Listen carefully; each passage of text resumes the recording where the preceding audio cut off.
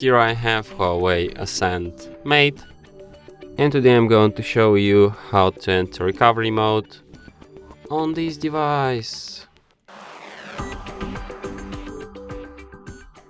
So firstly you'll have to turn your device off by holding down power key and tap power off. And after it turns off completely, you have to get yourself a USB cable. You have to connect it to computer from one side and connect to your device from the other side, and wait for it to turn off completely.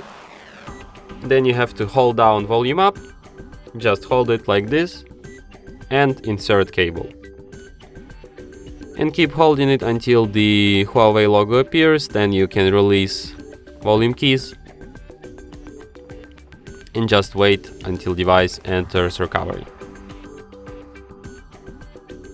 So here at the recovery you can use volume keys to navigate and power key to select, and you have such options like reboot system now, apply update from external storage, wipe data factory reset, wipe cache partition, apply update from cache.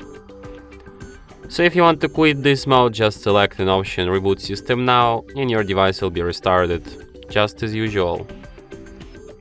You can disconnect cable now. And that's it. Thanks for watching.